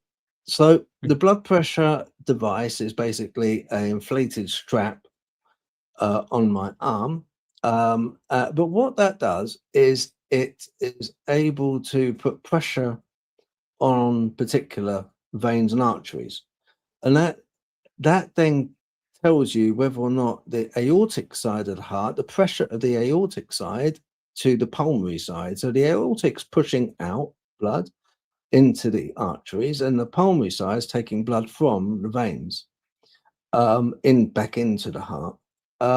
So why would they use a blood pressure monitoring device such as an inflated bag if it was electrical impulses? Why wouldn't I expect them to use some kind of copper ring or maybe some kind of what's the word for it? I did know this one. A rectification device to check my blood pressure. Why would they be using that way if it wasn't blood? Okay, so I mean, the people that are using these devices are doing what they are taught to do at medical school, and this is continued for many decades. But if we go back to the 1800s, everything was copper, like literally everything, even the beds. The beds were copper, the utensils were copper. Every device that was used was copper, from the bowl that you like clean things in, and that has been removed. So we are not using copper anymore for even hospital beds. Now we also used to use silk and we used to use cotton. Why did we use silk and cotton? And now we're using these synthetic materials inside the hospitals and wards. And that is because cotton was removed and copper was removed. Cotton, copper, copper, cotton. Silk, not just silk. There were also other, like linens. They in fact, they're still called linens. So the truth is in the vocabulary forever, like a radiator, radium. We'll talk about that another time. The truth is already in the vocabulary because the vocabulary comes from this old world. You can call it Moorish Empire, or anyway. I like to put put less of a label on the empire of the past and more importance on where the truth lies, because it's a thread throughout everything. So if the linens were called linen, but now they're not made of linen, they're made of synthetic materials, plastics taken from refined synthetic man-made materials, and there's less and less percentage of copper in even the clothes you buy, and you have to start paying more money for it. And linen shirt, who has a linen shirt nowadays? It's No. the wealthy do, I'm sure they do, but yeah, I mean, we don't have linens, but we still call them linens because they used to be linens because they're high electrical function. They have a higher electrical resonance. Everything is frequency. Everything's frequency. Remember frequency. So when you're talking about retrification, that is also all about frequency. The very word itself. Semispora sorry, semisopia. You said that's a beautiful word. I have to use that. I'm going to steal that. But the copper utensils used, the copper even knives, spatulas. It wasn't like bleached wood. It was these were all copper. Everything was. Even the piping was copper, and they removed that from every hospital, every home. They removed the copper piping. Why did they do that? Why did they remove the copper piping? It was literally the highest frequency material on Earth to replenish, destroy bacteria, pull toxins out of the water for literally hundreds of years. Why did they remove it? What was the motivation? I can answer that. I was a plumber.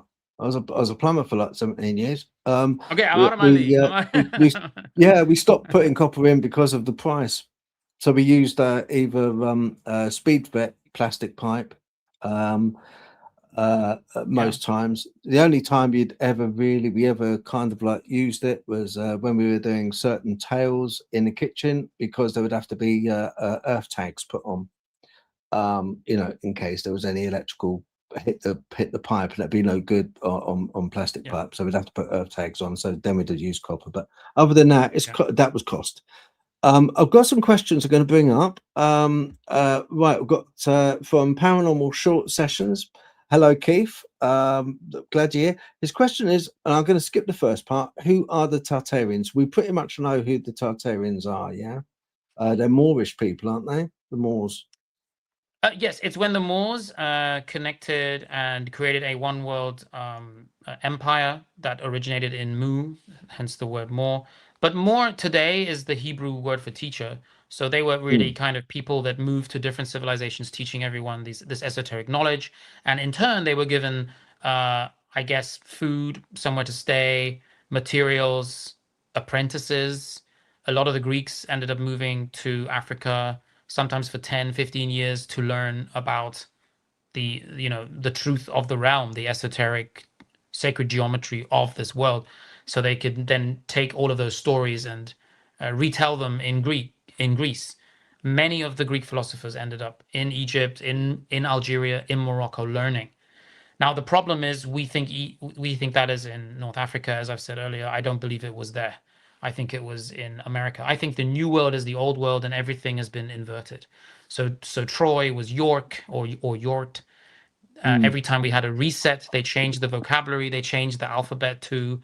They added letters like J so that we wouldn't know that the J was at the beginning of the year for Jahre, which is the old German. And Jahre was not a number one. There are hundreds of examples of that, of the J not being the number one, which means it's actually not 1700s, it's 700s, or it's not 1800s. Yeah. Because Charles, they there's a lot of countries that still don't use the Gregorian calendar, isn't there?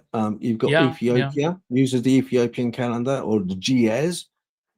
Nepal uses the Vikram Samvat.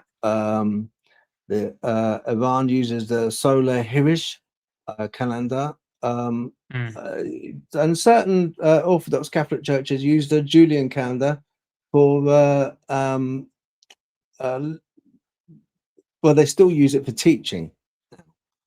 Put it this way, they use it for teaching. But modified versions are still used of Gregorian calendar, including Japan, North Korea, Taiwan, and Thailand. Yeah, a lot of those countries still have the like Chinese calendar. So over there, it would now be the year of the fire horse. There are 4 different horses. There are 4 different zodiacs. It's very, very interesting to link up the Chinese zodiac to the Babylonian zodiac and the Yeah, constellations. It's yeah, very interesting. There's a lot of people misinforming on that, so be careful. But obviously, if there's a bull or a Taurus, then that is obviously the bull in China. So mm, the bull is the bull. The bull is the Taurus. It's obviously everyone can see that. But it's interesting to look at modern day flags and try to find out where are those countries based on the star yeah, maps. Yeah. yeah. Dawn, Sasquatch sister, hello Dawn, thank you very much for moderating, do appreciate it. What are the films called that were taken 9N the Grand Canyon, please? Okay. So I mean, there's the big one, Cleopatra, which had an actual excavation site. I have photos of that. Off the top of my head, I have footage from the films, but I don't remember what the names were. They were made in like the 1920s, 1930s. Back then, they found a temple and they just made a movie around the temple. Sometimes there were multiple movies made around the temple. There's also interesting footage from a Marilyn Monroe film where she's at the Niagara Falls, and you can actually see the original, like ancient Moorish architecture in the Niagara Falls. Sometimes the films get edited, unfortunately, because we don't have DVDs and VHS anymore. So some of the films get scenes taken out. But yeah, there are a lot of movies. And I could try to maybe find the name of some of the films that I've used for my own like videos. No worries, that's all Yeah. right. I appreciate that. We've got let's have a look. Matt Hornick, hello Matt, thank you very much for joining us. He says, what your take on changing our reality by vibration, changing our molecular vibration, and wouldn't some of Fool Society papers lead more in that direction?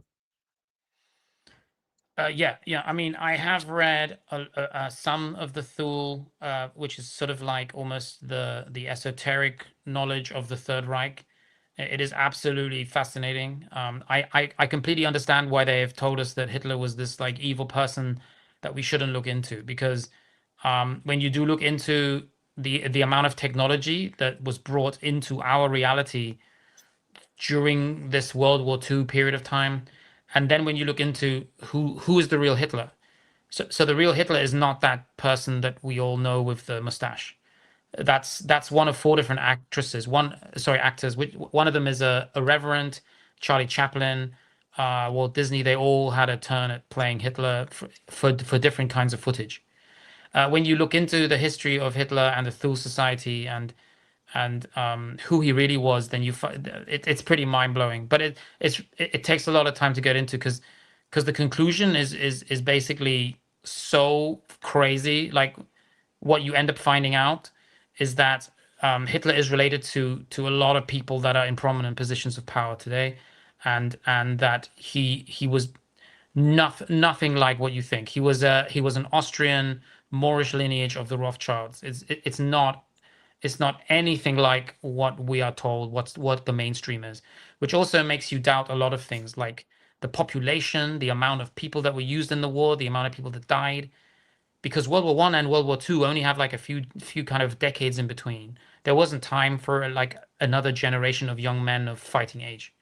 So these are bankers' wars. I like to call them bankers' wars, because they are basically designed by 2 bankers.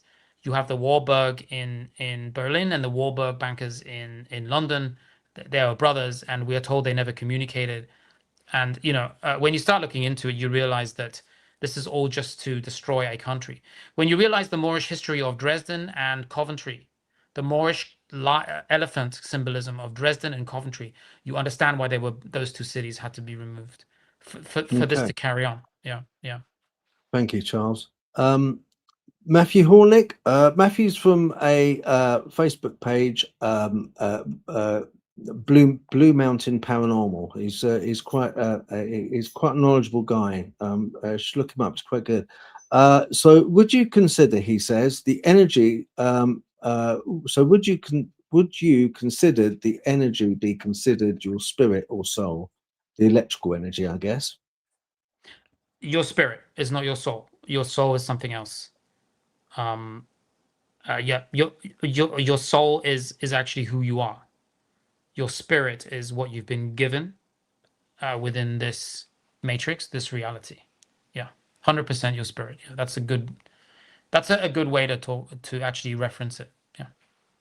Matt Hornick again says, do you think that everything is both physical body, spiritual body, and soul all in one? How would you correlate that with your ideas? Okay. Okay, this question is I'm gonna have to read it again. Do you think that everything is both physical body, spiritual body, and soul? Okay. Yes, there are three. There have always been three. People far more connected and far more intelligent than I will ever be knew this throughout all of history. There have always been people who've been chosen to know that there's three. You'll see this in ancient buildings. There are always three windows. If you see that symbolism, you are now connected back to your, pre-Adamite, Moorish Empire, whatever you want to call it, Etruscan Empire. It's three. But it's in the esoteric teaching. It's in the architecture. It's in everything around us. The Bible also works in this way. You have the what you're referring to here as spiritual. So that's perfect. Spiritual is one. We also call it the Holy Spirit, right? And then the soul. The soul would be the I think the soul and the body is the same one. The third one that you're looking for is the esoteric. I'll clip that. That's the knowledge. That's what gives you the right to rule another person, or not. You should never rule another person, but that's what the elites believe gives them the right to rule us. There's a reason why when you go into 7-Eleven, the biggest brand, one of the biggest brands in 7-Eleven is called Go Yum. Go Yum, ice cream, Go Yum crackers, Go Yum everything. Go Yum soda. That's the name. That's the name of that's what they've woven into the fabric of our reality to rule over you, to believe that you are inferior and you can be governed. Now, if you understand that it is yes, the spiritual, and it is your divine right to be here and to go through this journey, and then there's the esoteric. The Bible works like this too. I have very good examples of how the Bible works on an esoteric level, a religious, spiritual level, and also on a simple physical body level, helping you get through life the best way possible. Would you like me to go into any of that or in more detail? Well, I'll tell you what, we're coming up to 2 hours now, Charles. Okay, sorry. Okay. I'll tell you what, no, that's fine. I could talk to you all night. Honestly, I could. And I'm sure people at home could listen to it or, all evening, all night, because it's an absolute blast of information. Yeah. Okay. Good. Yeah, it's just really fantastic. So if it's okay, are you okay coming on again at some point? Yes. Yeah. Yeah. I mean, keep in touch. We should do another one. Yeah. Have you enjoyed it? I have a few podcasts in July, but August don't have anything planned yet, and that would be cool. If you want to do it earlier, let me know. Like at the end of July would be fine. Have you enjoyed being on? Yes, I have. I like the way you're kind of not going too deep into anything, but you're getting this overall picture of how many things are occupying my own personal mind and my research. And that's just I very much enjoyed it.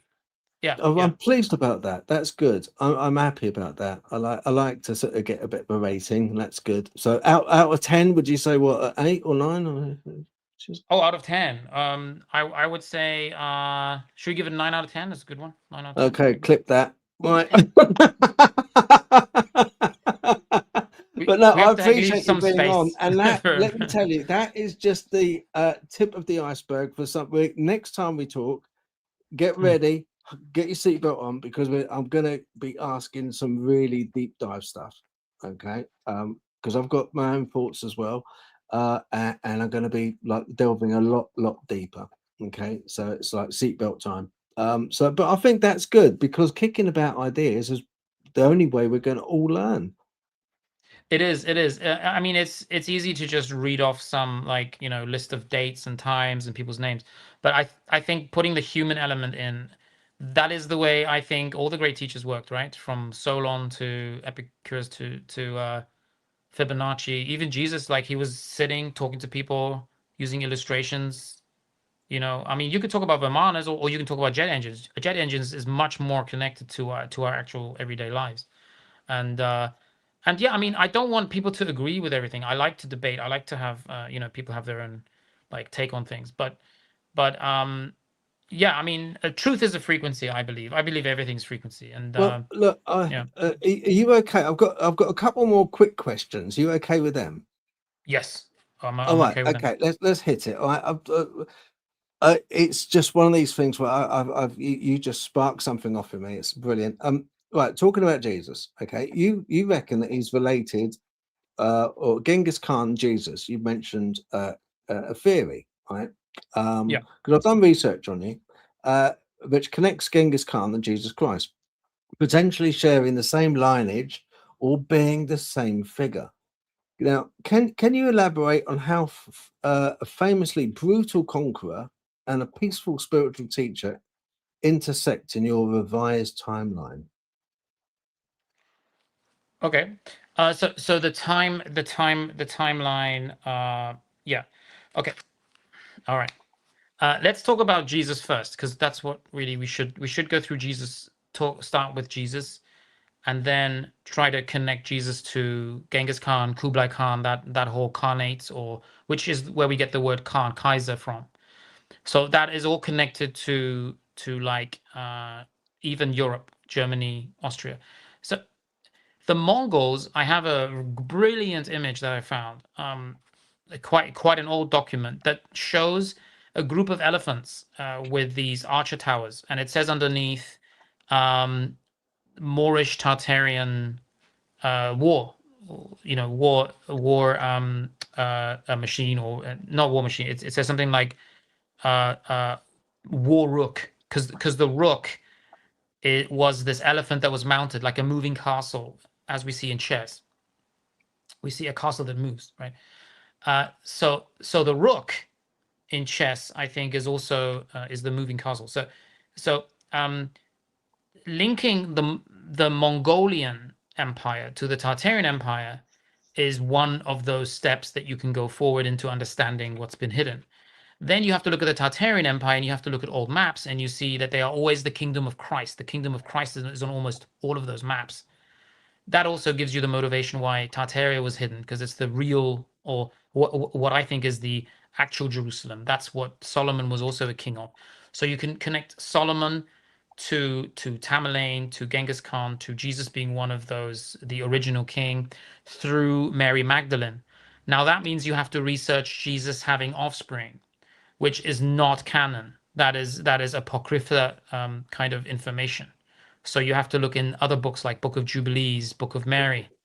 You have to understand that the female has been removed from Christendom, because those teachings are very, very powerful. They give you all of the answers. So do we know who Mary Magdalene is, or the Magdalenian, or the Merovingian, as it's called, lineage? Well, there are Gnostics that believe that Jesus's children escaped at the fall of Tartaria, and then you can link that up to around about 14th century, which is very difficult to do, because we all have this calendar that starts with Jesus's birth exactly 2026 years ago to 2025 years ago. Yes. So Yeah. because of that, we are disconnected. But when you understand that 1,000 years were added because we thought the J was the I, and then you understand Pope Gregory's desire, which is what I mentioned right at the start. It always seems to happen when I do these podcasts, that I start where I always end where I start, no matter what I do. I have to write that down. This has happened like a lot of times now. Okay, Is it? when I mentioned Pope Gregory at the start, do you remember? If you Yeah, I look at the remember. Yeah, recording, I remember that. Yeah. 300 years. Okay, here we go. Yeah. There we are, back at the start, like the snake eating itself. So, the Pope Gregory added 300 years because he wanted to be in this millennial reign period. He wanted to be at a very important time. There's also a lot of Jewish teachings as to 6,000 years. that they would have their kingdom would arrive 6,000 years after the beginning of the history of the earth. So if we remove the 1,000 years, because that was the J that was added during our vowel shift, every time we have a reset, they remove a whole bunch of things. They have a long list of things that get removed, like the Great Wall of Tartaria was actually Great Wall of China. All of this misinformation. China is just these fishing villages, the small empire that was bolstered with Holy Roman Empire and British weaponry to get through the wall of China at this Boxer Rebellion that it's called now. So to conquer Tartar City, take all of their gold, and that was kind of the end of Tartar City, which used to be Peking, which is now Beijing. So how can Jesus Christ exist in the 1400s? Because we had 1,000 years added on intentionally. Most likely the Jesuits wanted us to do that. And then we have another 300 years by Pope Gregory. So it's 1,300 years added on. So what date do you get the Shroud of Turin? 14th century, Shroud of Turin.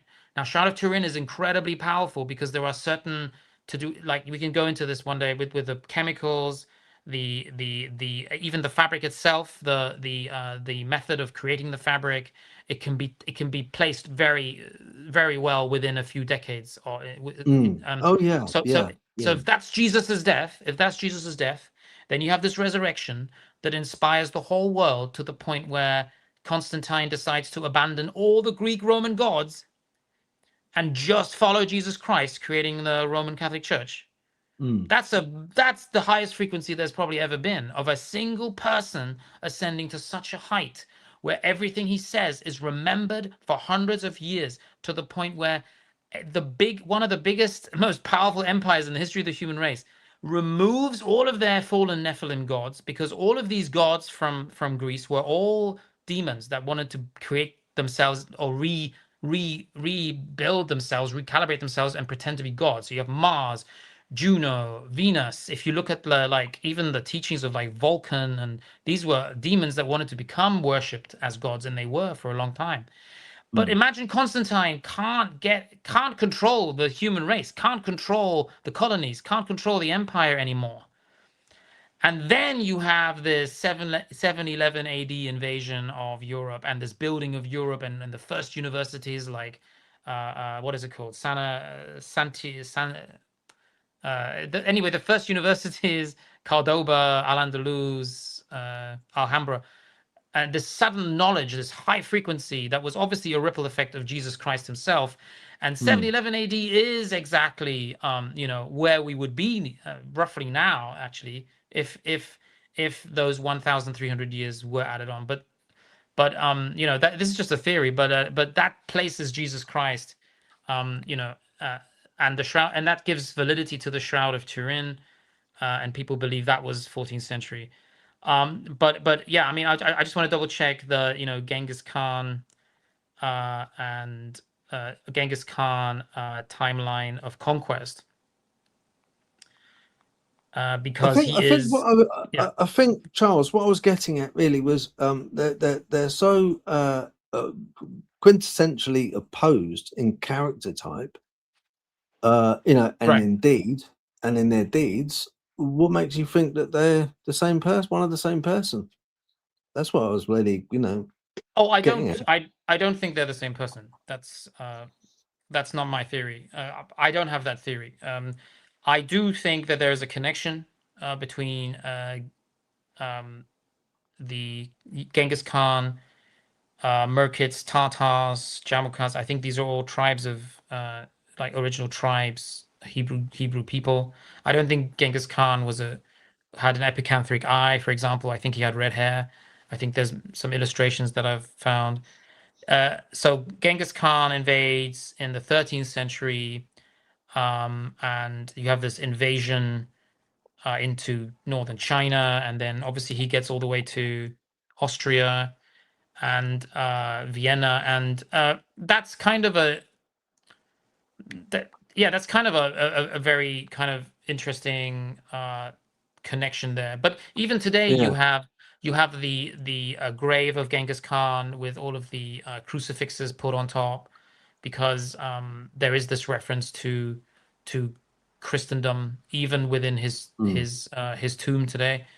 And yeah, I mean, how long did people live back then? Because throughout, like, a lot of biblical texts, biblical stories, you have people living, like Enoch, I think, lived to like 800 years, Abraham 900 years.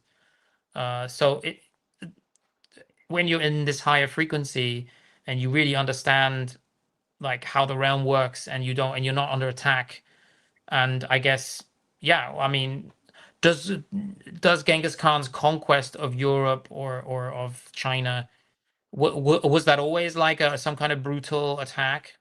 Were the Tatars brutally attacking, or what was some of this, some of these takeovers of these large pieces of land, were these amicable things? Like, you have the story of Troy and these giants at the front of the army. Is it sometimes just a fight between the giants?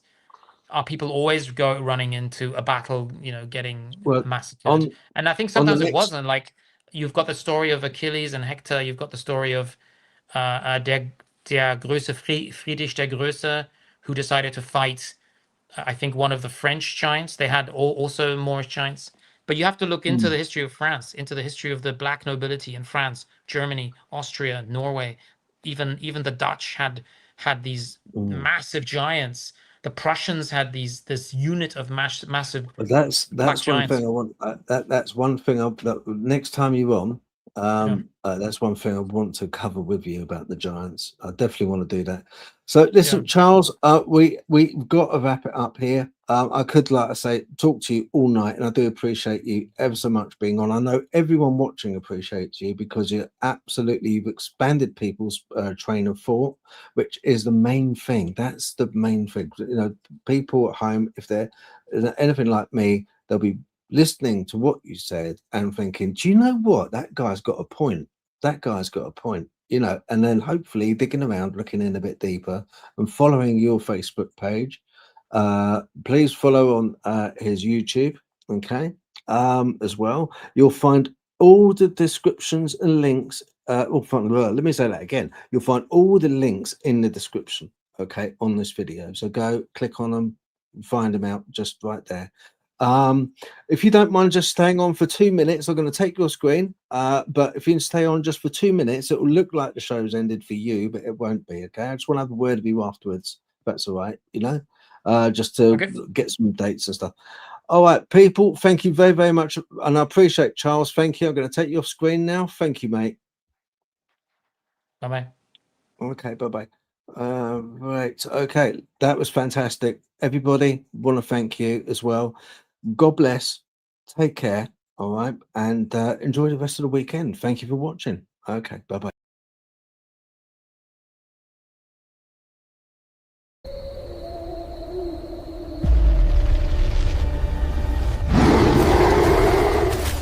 I know what I saw out there.